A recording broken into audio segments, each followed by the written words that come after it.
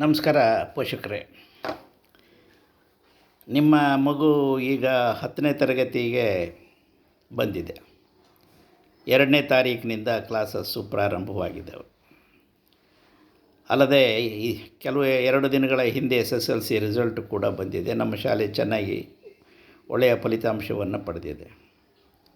ಒಂದು ಮಗು 625ಕ್ಕೆ 617 ಅಂಕಗಳನ್ನು ಪಡೆದಿದೆ. ಇನ್ನು 4 ಮಕ್ಕಳು 90% ಹೆಚ್ಚಿನ ಪರ್ಸೆಂಟೇಜನ್ನು ಪಡೆದಿದ್ದಾರೆ, 90ಕ್ಕಿಂತ ಹೆಚ್ಚು.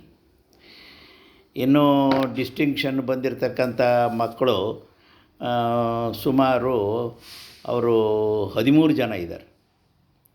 ಫಸ್ಟ್ ಕ್ಲಾಸ್ ಪಾಸಾಗಿರ್ತಕ್ಕಂಥವ್ರು 44 ಜನ ಇದ್ದಾರೆ. ಸೆಕೆಂಡ್ ಕ್ಲಾಸ್ನಲ್ಲಿ ಒಂದು 8 ಜನ ಆಗಿದ್ದಾರೆ. ಥರ್ಡ್ ಕ್ಲಾಸ್ನಾಗ ಯಾರೂ ಆಗೇ ಇಲ್ಲ. ಕೆಲವು ಜನ ಫೇಲ್ ಆಗಿದ್ದಾರೆ.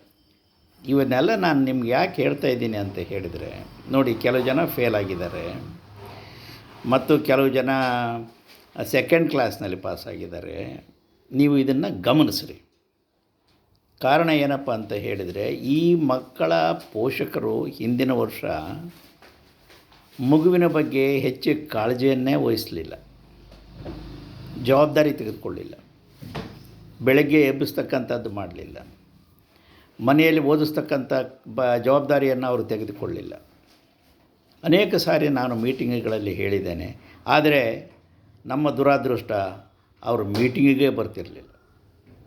ಈ ಎಲ್ಲ ಕಾರಣದಿಂದಾಗಿ ಇದು ಯಾವುದ್ರ ಮೇಲೆ ಪರಿಣಾಮ ಆಗಿದೆ? ಈಗ ಇದು ಮಕ್ಕಳ ಮೇಲೆ ಪರಿಣಾಮ ಆಗಿರ್ತಕ್ಕಂಥದ್ದಾಗಿದೆ. ಇರಲಿ, ಅದು ಬೇರೆ ವಿಚಾರ. ನಾನು ನಿಮಗೆ ಈಗ ಏನು ಹೇಳ್ತಿದ್ದೀನಿ ಅಂತ ಹೇಳಿದರೆ, ನೀವು ಎಚ್ಚರರಾಗಬೇಕು.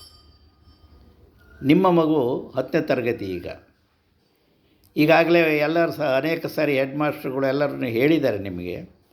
ಯಾಕೆ ಇನ್ನೂ ಮಕ್ಕಳನ್ನು ನೀವು ಕಳಿಸಿಲ್ಲ? ತೊಂದರೆ ಆಗಲ್ವ ಮುಂದೆ ಅವ್ರಿಗೆ? ನೋಡಿ, ಬೇರೆ ಶಾಲೆಗಳಲ್ಲಿ ಬೆಳಗ್ಗೆನೂ 8 ಗಂಟೆಯಿಂದ ಇರ್ತಾರೆ, ರಾತ್ರಿ 8 ಗಂಟೆವರೆಗೂ ಇರ್ತಾರೆ. ಆದರೆ ನಾವು ಆ ಕೆಲಸ ಮಾಡಲಿಕ್ಕೆ ಆಗೋದಿಲ್ಲ. ಕಾರಣ ಏನಪ್ಪ ಅಂತ ಹೇಳಿದರೆ, ಬರೀ ಇಲ್ಲಿ ಮಕ್ಕಳು, ಬರೀ ಹಿರಿಯೂರಿನ ಮಕ್ಕಳು ನಮ್ಮಲ್ಲಿ ಇಲ್ಲ. ಬಹುತೇಕ ಜನ ಬರ್ತಕ್ಕಂಥದ್ದು ಹಳ್ಳಿಗಳಿಂದ. ಅವ್ರು 8 ಗಂಟೆಗೂ ಬರೋಕ್ಕಾಗೋದಿಲ್ಲ, ರಾತ್ರಿ 8 ಗಂಟೆವರೆಗೆ ಇರೋಕ್ಕೂ ಆಗೋದಿಲ್ಲ. ಅಷ್ಟರಲ್ಲಿ ನಾವು ಇಷ್ಟು ಫಲಿತಾಂಶವನ್ನು ತಂದಿದ್ದೇವೆ. ನಮ್ಮ ಶಿಕ್ಷಕರು ಬಹಳ ಪ್ರಯತ್ನವನ್ನು ಮಾಡಿದ್ದಾರೆ. ಮಕ್ಕಳನ್ನು ದತ್ತು ತೆಗೆದುಕೊಂಡಿದ್ದರು, ಪದೇ ಪದೇ ಅವರನ್ನು ಹಿಂಬಾಲು ಬಿದ್ದು ಓದಿಸ್ತಾ ಇದ್ದರು, ಎಲ್ಲ ಟ್ರೈನಿಂಗ್ ಕೊಡ್ತಾಯಿದ್ದರು, ಅನೇಕ ಪರೀಕ್ಷೆಗಳನ್ನು ಮಾಡಿದ್ದಾರೆ. ಇದು ಅವರ ಶ್ರಮ. ಆ ಶ್ರಮದಿಂದಾಗಿ ಇಷ್ಟು ಒಳ್ಳೆಯ ರಿಸಲ್ಟು ಬಂದಿದೆ. ಹೀಗಾಗಿ ನೀವು ಬೇಜವಾಬ್ದಾರಿತನ ತೋರಿಸ್ಬೇಡ್ರಿ. ನಿಮ್ಮ ಮಗುವಿನ ಬಗ್ಗೆ ಕಾಳಜಿ ವಹಿಸ್ರಿ, ಪ್ರೋತ್ಸಾಹ ಮಾಡಿರಿ. ಬ್ರಾಹ್ಮಿ ಮುಹೂರ್ತದಲ್ಲಿ ಓದಲಿಕ್ಕೆ ಪ್ರಾರಂಭವನ್ನು ಮಾಡಿಸ್ರಿ. 4:15ಯಿಂದ ಎದ್ದೇಳಬೇಕು. ಎದ್ದೇಳ್ದಂಗೆ 7 ಗಂಟೆವರೆಗೂ ಅಭ್ಯಾಸವನ್ನು ಮಾಡಿ. 6 ಗಂಟೆಗಳ ಕಾಲ ಮಗು ಮೊದಲಿನಿಂದಲೂ ಅಭ್ಯಾಸವನ್ನು ಮಾಡಿದರೆ, ನಾನು ಬರೆದು ಕೊಡ್ತೇನೆ, ಆ ಮಗು ಗ್ಯಾರಂಟಿ ರ್ಯಾಂಕ್ ಬರಲಿಕ್ಕೆ ಸಾಧ್ಯತೆ ಇದೆ. ಈ ಬ್ಯಾಚ್ನಲ್ಲಿಯೂ ಕೂಡ ಒಳ್ಳೆಯ ಮಕ್ಕಳು ಇದ್ದಾರೆ, ಇಲ್ಲ ಅಂತ ಹೇಳಿ ನಾನು ಹೇಳೋದಿಲ್ಲ. ಸುಮಾರು ಮಕ್ಕಳು ಭಾಳ ಇದ್ದಾರೆ. ನಾನು ಇದನ್ನು ಒತ್ತಿ ಹೇಳಬೇಕಾಗ್ತದೆ. ಪೋಷಕರೇ, ಗಮನ ಇಡ್ರಿ. ನೀವು ಹೆಡ್ ಮಾಸ್ಟರ್ ಹತ್ರ ಬಂದು ತಿಳ್ಕೊಳ್ರಿ, ನಿಮ್ಮ ಮಗುವಿನ ಲೆವೆಲ್ ಎಲ್ಲೈತೆ ಅಂತ ಹೇಳಿ. ಬಹಳ ಜನ ಅಂತ ಹೇಳಿದ್ರೆ ನನಗೆ ಹೇಳಲಿಕ್ಕೆ ಒಂದು ಸ್ವಲ್ಪ ನಾಚಿಕೆ ಆಗ್ತದೆ ಅಂತಲೇ ಅನ್ನಬೇಕು. ಎಚ್ಚರರಾಗ್ರಿ ನೀವು. ನಿಮ್ಮ ಮಗುವಿಂದು ಭವಿಷ್ಯ ಹಾಳಾಗೋದು. ಕರೆದಿರ್ತಕ್ಕಂಥ ಸಮಯದಲ್ಲಿ ಪೇರೆಂಟ್ಸ್ ಆಗಿರ್ತಕ್ಕಂಥ ನೀವು ಬರ್ರಿ, ಪೇರೆಂಟ್ಸ್ ಮೀಟಿಂಗಿಗೆ ಬರ್ರಿ, ಫೈಲ್ ನೋಡಿರಿ, ನಿಮ್ಮ ಮಗು ಎಲ್ಲೈತೆ ಅಂತ ನೋಡಿರಿ, ತಿಳ್ಕೊಳ್ರಿ, ಪ್ರೋತ್ಸಾಹ ಕೊಡ್ರಿ.